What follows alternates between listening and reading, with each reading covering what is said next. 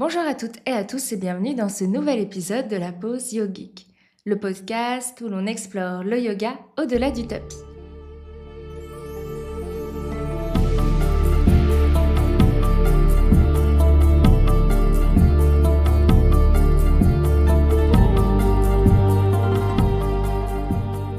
Aujourd'hui, je vous emmène dans un nouvel espace du podcast, une série que j'ai appelée Anatomie vivante. Pourquoi vivante ?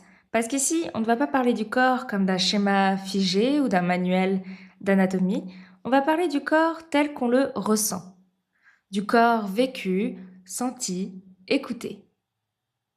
L'idée n'est pas de faire des postures plus justes, mais de mieux comprendre ce qui se passe dans nos articulations, dans nos tissus et dans nos sensations. Finalement, de mieux savoir quand continuer et quand s'arrêter. Tu l'as peut-être déjà vécu, tu es dans une posture de yoga, tu sens que ça bloque, qu'il y a une gêne, une résistance. Mais tu ne sais pas vraiment d'où ça vient. Tu ne sais pas s'il faut insister, adapter ou reculer. Et c'est une des grandes difficultés du yoga moderne.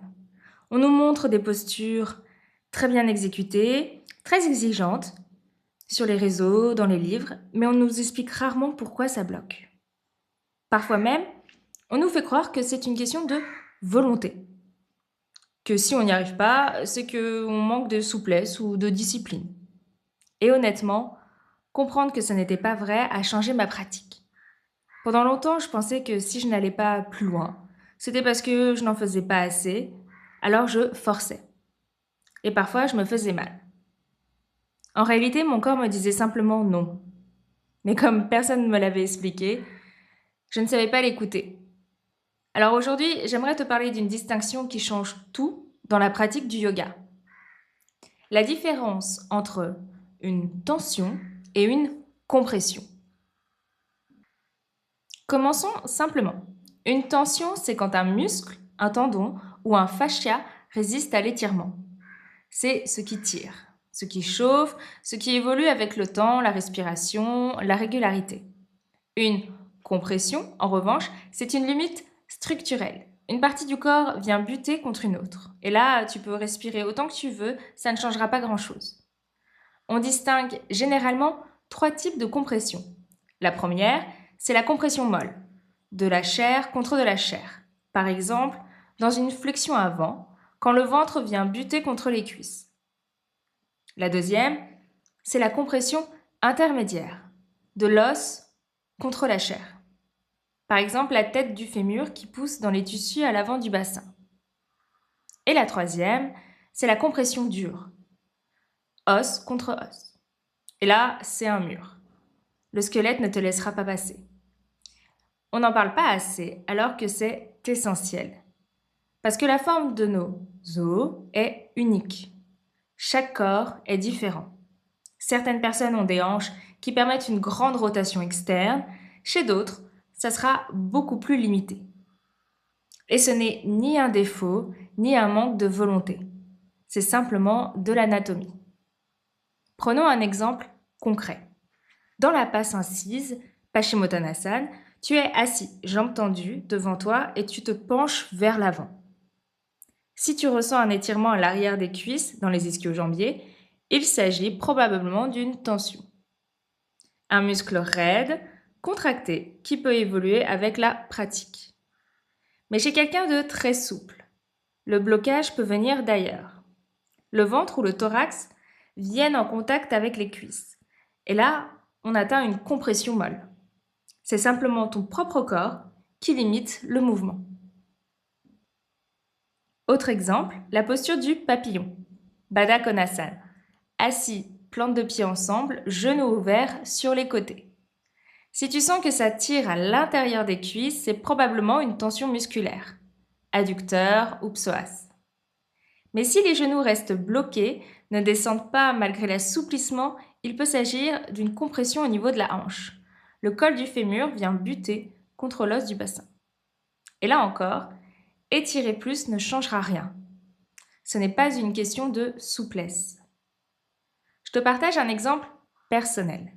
Pendant longtemps, dans les postures assises, jambes écartées, En cherchant à pencher vers l'avant, je ressentais une gêne assez nette au niveau des genoux.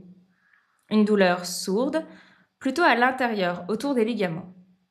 Et j'ai mis du temps à comprendre que ça n'était pas une tension musculaire. C'était une compensation. Mes hanches ne me laissaient pas descendre davantage, alors mes genoux prenaient le relais. Et ce n'était clairement pas leur rôle.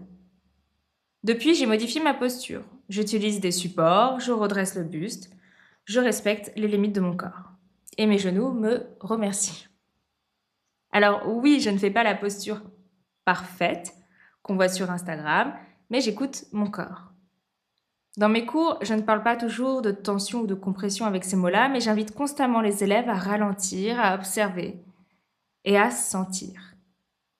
Parce que souvent, c'est dans le silence, dans ce retour à soi, qu'on perçoit si la sensation est vivante ou si le corps dit stop.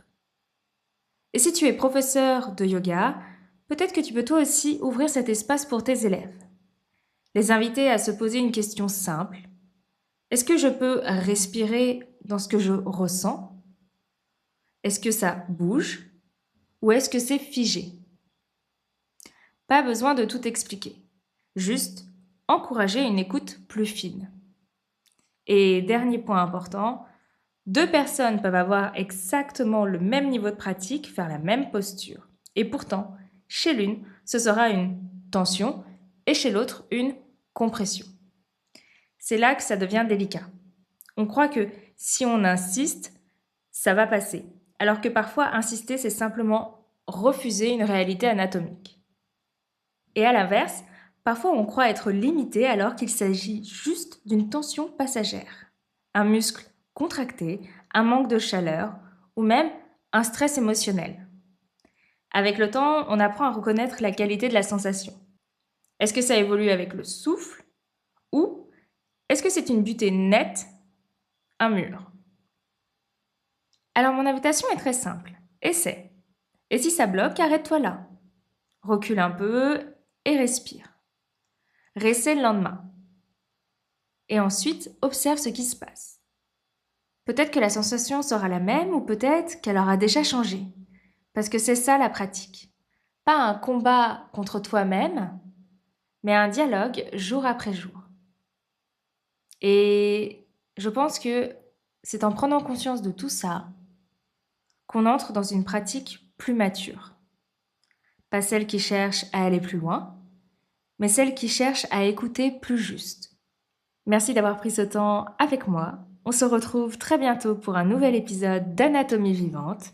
D'ici là, écoute ton souffle, écoute ton corps et prends soin de toi. À bientôt pour une nouvelle pause yogique.